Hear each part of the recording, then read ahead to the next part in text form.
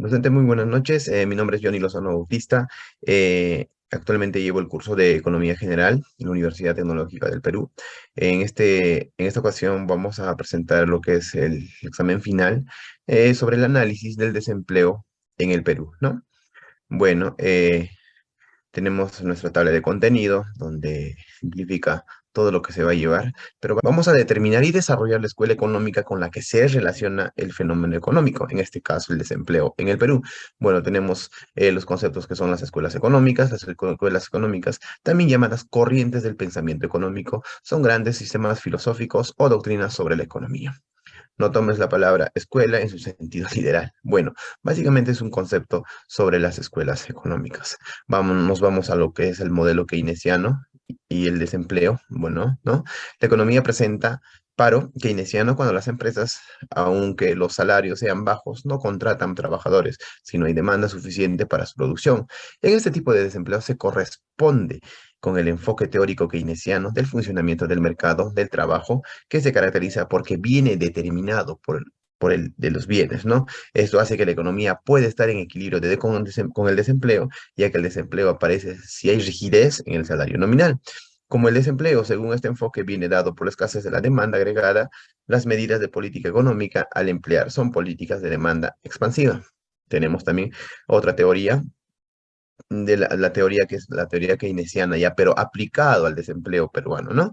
La teoría económica keynesiana en el Perú aborda el análisis del mercado del trabajo de forma distinta al clásico, donde el equilibrio se alcanza por la intersección entre la demanda y oferta de trabajo que dependen de una misma variable, ¿no?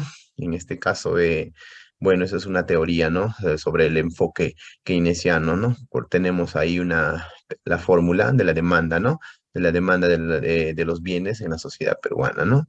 Bueno, tenemos también lo que es el modelo neoclásico y el desempleo. El análisis de las razones del desempleo, quizás por la importancia social del problema que estudia, es un campo muy fértil en desarrollos teóricos. A pesar de ello, no existe ningún modelo que pueda explicar globalmente y de forma satisfactoria la reciente realidad del paro laboral, ¿no? Pero aunque cada uno ofrezca solo explicaciones parciales más o menos acertadas, un repaso del conjunto de los modelos propuestos nos proporcionará un panorama bastante completo. Los economistas neoclásicos, ¿no? Tenemos en ese caso, nos vamos con la teoría neoclásica aplicado al desempleo en el Perú.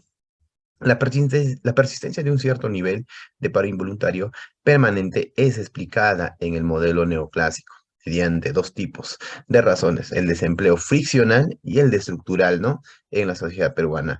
El desempleo friccional está originado porque muchos de los que acaban de obtener un título profesional aquí, por ejemplo, en el Perú, no tienen un empleador esperándoles a la salida de los centros de estudios, o porque algunos trabajadores deciden dejar su puesto para buscar una mejor oferta, o un mejor trabajo, por así llamarlo, ¿no?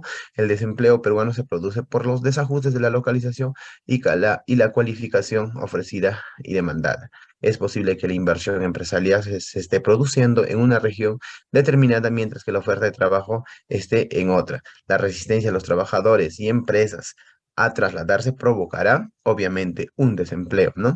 De forma similar, es frecuente que los empleos de nueva creación requieran unas habilidades peculiares de difícil adquisición por el trabajador, ¿no? Bueno, tenemos lo que es la teoría neoclásica, un breve resumen, ¿no? De nuestro trabajo, ¿no?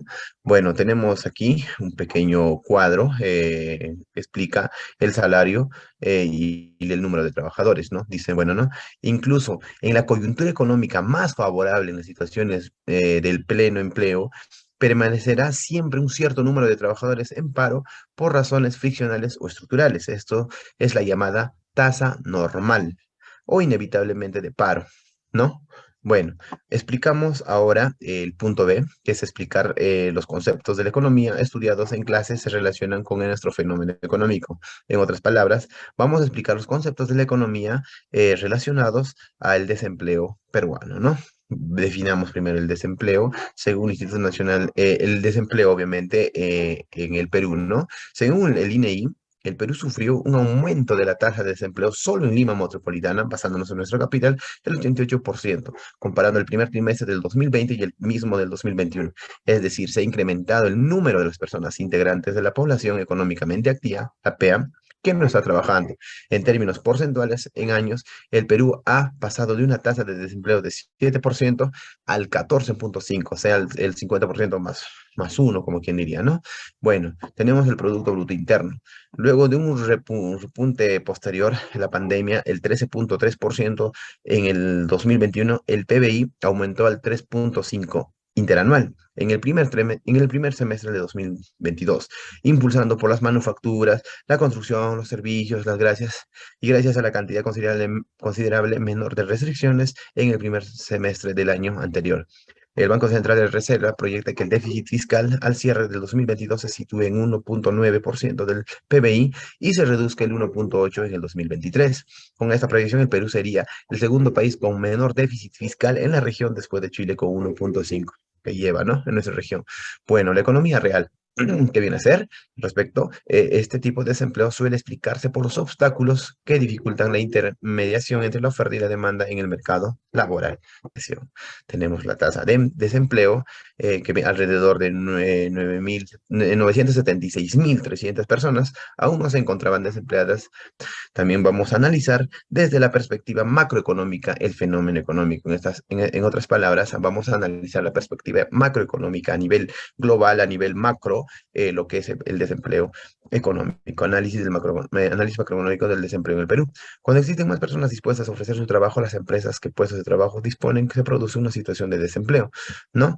Cuando existe gente que no tiene empleo, se conoce como desempleo o paro. Para calcular la tasa de desempleo de un lugar se toman aquellas personas que están en edad de trabajar entre 16 y 25 años y buscando efectivamente no encuentran el empleo, ¿no? Tipos de desempleo, podemos diferenciar tipos de desempleo que vienen a explicar las causas también, ¿no? El desempleo estacional, el desempleo friccional, el desempleo estructural, el desempleo cíclico, el desempleo encubierto. Tenemos también las causas del desempleo, entre los diferentes destacan por el salario mínimo superior del salario del equilibrio, nuevas tecnologías y automatización, baja cualificación de la población, crisis económica o financiera, tejido empresarial débil, consecuencias del desempleo en el Perú. Bueno, tenemos lo que viene a ser el aumento de las desigualdades sociales, disminución de la calidad de vida, empeora la salud mental de la población debido al COVID, a esta pandemia que venimos atravesando y que gracias a Dios estamos